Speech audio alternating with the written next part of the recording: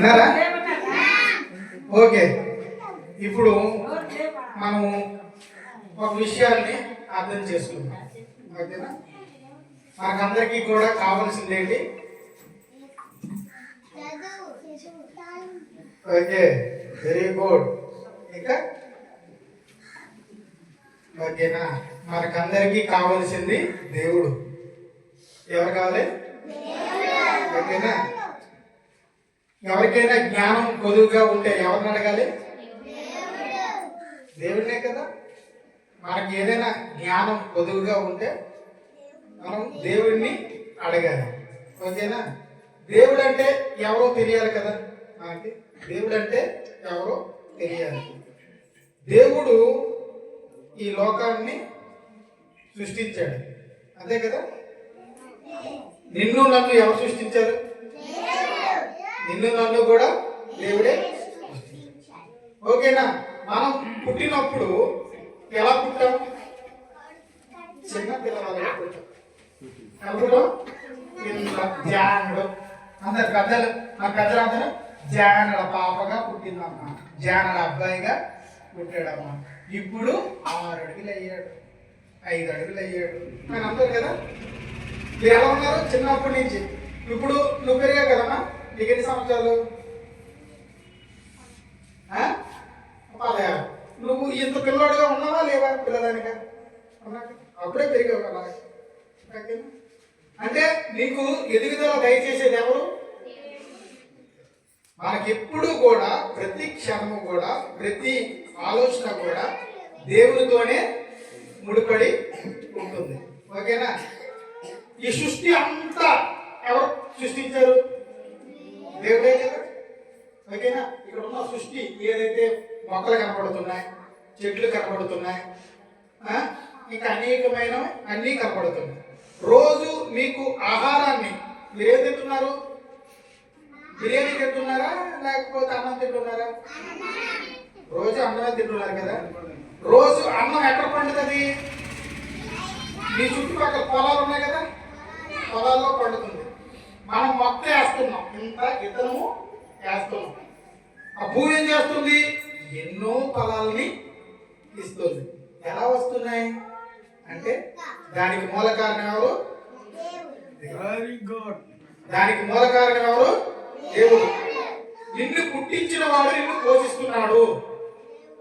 నన్ను పుట్టించిన వాడు నన్ను పోషిస్తున్నాడు, అంతే కదా. ఈ ఊర్లో పుట్టాం, ఈ ఊర్లో ఆహారం ఉందా వద్దా? ఓకేనా? ఊర్లో ఆహారం లేకపోతే రేషన్ దేవుడు పంపిస్తున్నాడు. ఓకేనా? ప్రభుత్వం మీకు ఆహారాన్ని అంటే బియ్యాన్ని కోట ఇస్తారా ఇవ్వట్లేదా? కోట రేషన్ తింటారా లేదా? ఆ రేషన్ బియ్యం మీద ఎంతో మంది బతుకుతున్నారు. ఎందుకు ఇస్తున్నాడు? దేవుడు మిమ్మల్ని పోషించాలనుకున్నాడు కాబట్టి ప్రభుత్వం ద్వారా మీ గ్రామానికి రేషన్ని రప్పిస్తున్నాడు. కాబట్టి మనము ఒక అద్భుతం. మనది ఒక అద్భుతం. మనిషి ఒక అద్భుతం.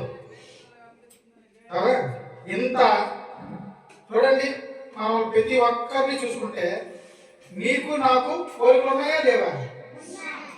నిన్ను నన్ను ఒకేలాగా పుట్టించాడా వేరు వేరుగా పుట్టించాడా? ఓ, మీకు తెలిసిపోయింది. మీ ఏ ముద్ర రాట్టంరా? ఏ ముద్ర వేసారా ఎప్పుడైనా? రేషన్ దుకాణానికి వెళ్ళి ఇప్పుడు ఆ పేరు పెట్టి నీ ఏ ముద్ర ఎంత పడుతుందా? ఎందుకు? అది వేరే వాళ్ళది కాబట్టి. అంటే దేవుడు అద్భుతం ఏ ముద్రలో ఉంది? మన ఏ ముద్రలో దేవుడు అద్భుతం ఉందా లేదా? మన గీతలని ఎన్ని విధాలు మార్చేశాడు.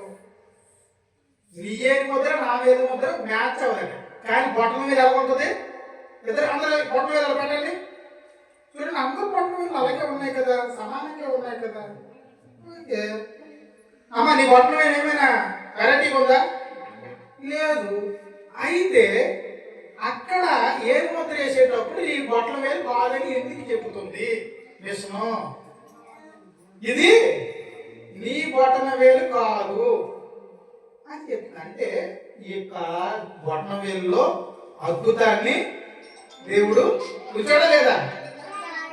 అద్భుతమే కదా అది. ఒకరి బొట్టన వేలు ఒకరికి మ్యాచ్ అవ్వదు.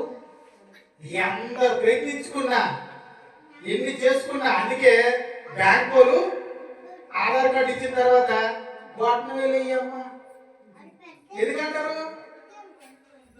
నీ బొట్టన వేలికి మాత్రమే నీ డబ్బులు ఇస్తా. ఏదో ఒకరు ఆధార్ కార్డు చేసుకుని వచ్చి నీ బొట్టన వేలు పెట్టేస్తానంటే నువ్వు కాదు, నువ్వు ఈ ఆధార్ కార్డుకి సంబంధించిన వ్యక్తి కాదు. ఎందుకంటే నీ ఆధార్ కార్డుకి నీ బొట్టన వేలికి అప్పుడు వేసిన బొట్టన వేలికి మ్యాచ్ అవ్వలేదు కాబట్టి డబ్బులు ఇవ్వను. అప్పుడు ఏమంటారు? నువ్వు మళ్ళీ ప్రయత్నించావనుకో జైల్లో పెడతారు. మళ్ళీ ప్రయత్నించే ఏం చేస్తారు? తప్పు చేస్తుంది కానీ నేను దొంగతనం చేయడానికి ప్రయత్నం చేస్తుంది అని జైల్లో. కాబట్టి దేవుడు మనకి ఒక అద్భుతం ఎక్కడ ఉంది? దేవుడు అద్భుతం ఎక్కడ చూస్తాం?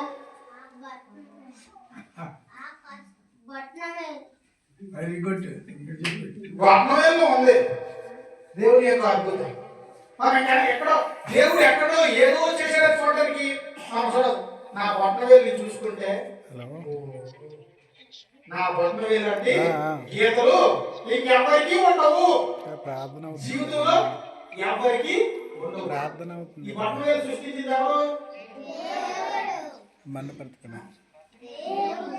మన్నపర్తిలో ప్రార్థన అవుతుంది. చర్చి చర్చి దగ్గర మన్నపర్తి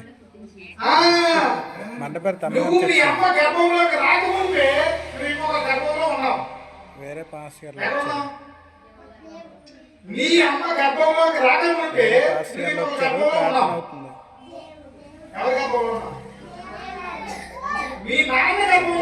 అది వేరు, వీళ్ళు మామూలు వెళ్ళిపోతారట. నీ తండ్రి దగ్గర ఉన్నావు,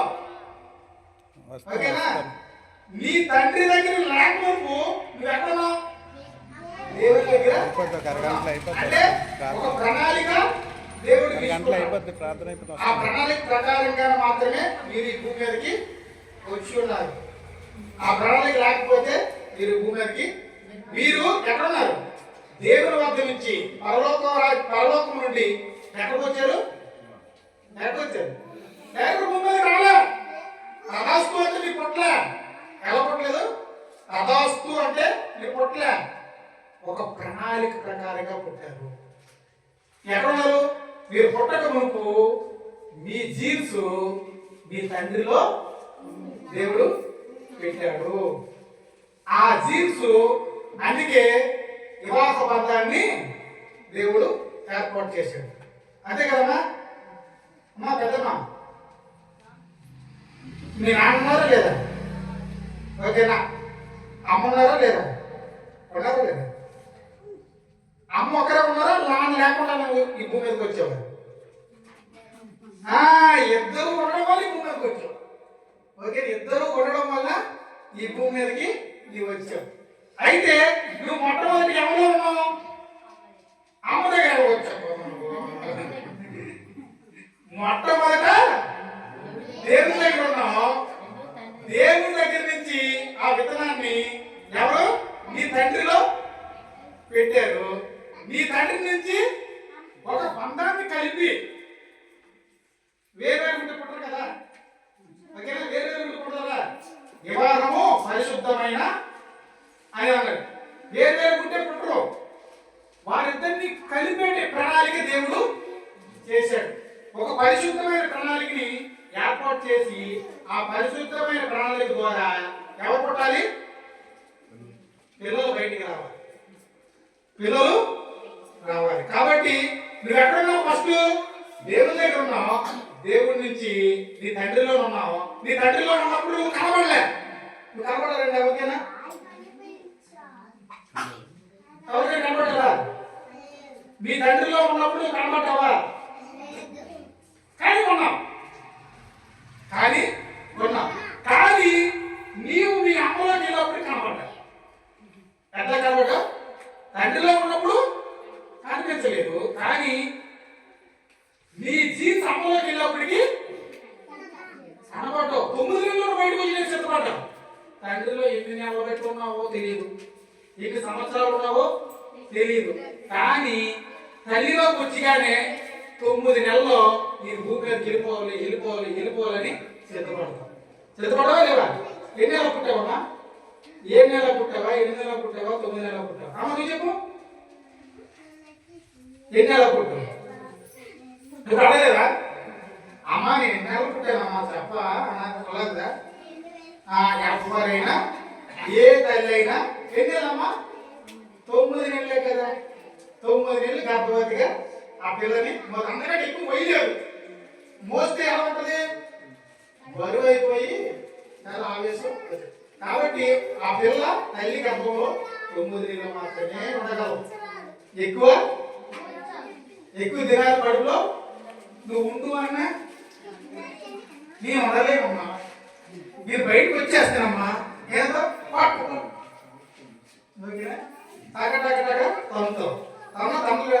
తమ్ముతారు కదా.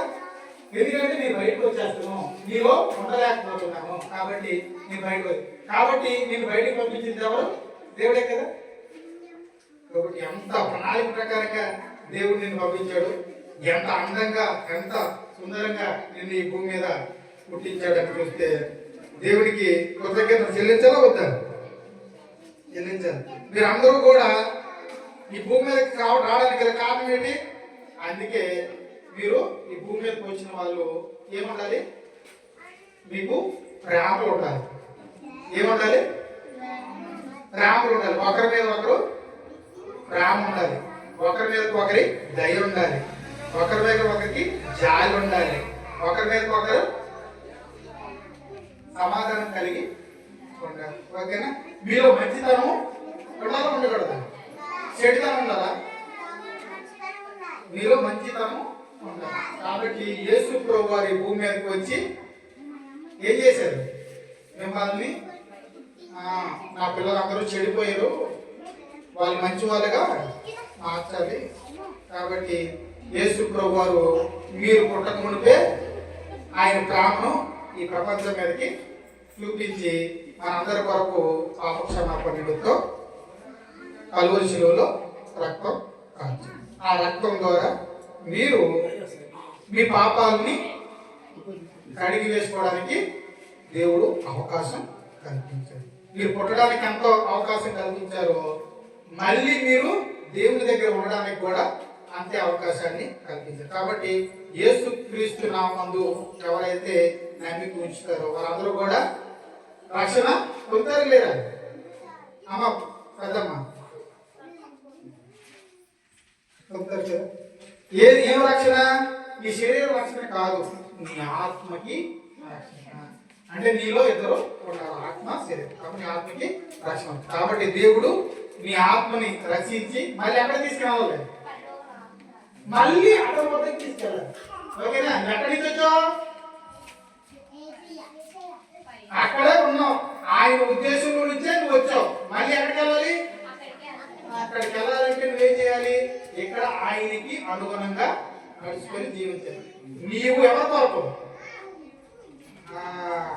నీవెవరి కొరకు? నేనెవరి కొరకు? మనందరం ఎవరి కొరకు? ఓకేనా? యేసు క్రీస్తు వారి యొక్క ప్రేమ మనందరి కొరకు. కాబట్టి ఈ యొక్క మాటలు మీ యొక్క వినికిడిలో దేవుడు దీవించారు.